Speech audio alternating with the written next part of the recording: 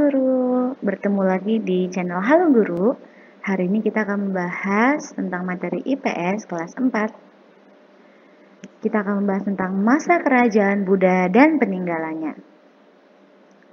Mula-mula, ajaran Buddha disampaikan oleh Sang Buddha Siddhartha Gautama dari India. Kemudian, ajarannya berkembang ke seluruh penjuru dunia. Di Indonesia, pengaruh ajaran Buddha memunculkan kerajaan-kerajaan bercorak Buddha.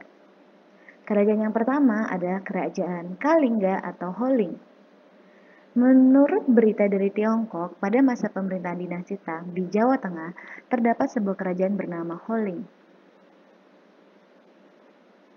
Nah, di sini diperkirakan adalah letak dari kerajaan ini. Kerajaan Kalingga atau Holing dipimpin oleh seorang ratu yang sangat terkenal, yaitu Ratu Sima atau Hismo. Ratu Sima terkenal karena sifat yang tegas dan juga adil. Rakyat Holing hidup makmur dan tentram di bawah kepemimpinan Ratu Sima. Kehidupan ekonomi di kerajaan ini, banyak warganya yang bekerja di bidang pertanian dan juga perdagangan. Selain itu, karena letaknya berdekatan dengan pesisir pantai, juga menyebabkan Kalingga ini mudah diakses oleh para pedagang dari luar. Ini ada satu cerita tentang bukti ketegasan Ratu Sima. Jadi secara diam-diam pada waktu itu ada seorang raja yang berasal dari Timur Tengah. Raja ini datang ke Kalingga dan meletakkan sekantung emas di persimpangan jalan di dekat alun-alun kerajaan Kalingga. Raja asing ini ingin tahu apakah benar rakyat Kalingga ini berani mengambil sesuatu yang bukan milik mereka. Beberapa bulan berlalu, kantong berisi emas itu masih tetap di tempatnya, tidak bergeser sedikit pun ya. Hingga suatu hari, Pangeran Narayana, ini adalah putra dari Ratu Sima, berjalan melewati lokasi tersebut dan kakinya tidak sengaja menyentuh kantung emas yang tergeletak di situ. Namun, Pangeran tetap mendapatkan hukuman dari Ratu Sima. Jadi ini adalah cerita tentang bukti ketegasan Ratu Sima. Kita ke kerajaan kedua, yaitu Kerajaan Sriwijaya. Kerajaan Sriwijaya ini berpusat di muara Sungai Musi, Palembang. Ada 7 prasasti tentang Kerajaan Sriwijaya. Yang pertama ada Prasasti Talang Tuo, Prasasti Palas Pasama, Prasasti Telaga Batu, Prasasti Kedukan Bukit, Prasasti Bukit Siguntang, Prasasti Karang Berahi, dan juga Prasasti Kota Kapur. Kerajaan Sriwijaya mencapai puncak kejayaannya pada masa pemerintahan Balaputra Dewa. Balaputra Dewa ini adalah putra dari Samaratungga. Yang pertama, Sriwijaya ini sebagai kerajaan yang maritim.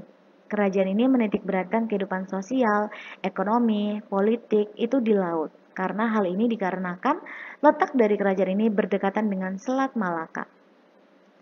Barang-barang yang diperdagangkan ketika itu salah satunya adalah ada kemenyan, ada lada, damar, penyu, gading, dan juga logam. Yang kedua, Sriwijaya ini sebagai pusat penyebaran agama Buddha. Ada 2 mahaguru dari India yang menetap di Sriwijaya untuk mengajarkan agama Buddha. Mereka bernama Sakyakirti dan juga Dharmapala. Pada pemerintahan masa Raja Balaputra Dewa ini juga banyak loh pemuda dari Sriwijaya dikirim ke perguruan tinggi Nalanda untuk belajar. Perguruan tinggi Nalanda ini adanya di India. Kemudian ada satu biksu bernama Ising, dia adalah pendeta Buddha yang ternama dari Tiongkok.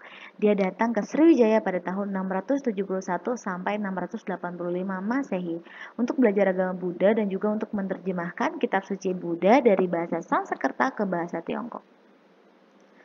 Namun, pada abad ke-11, Sriwijaya mengalami kemunduran setelah diserang oleh Raja Cholamanda dari India Selatan.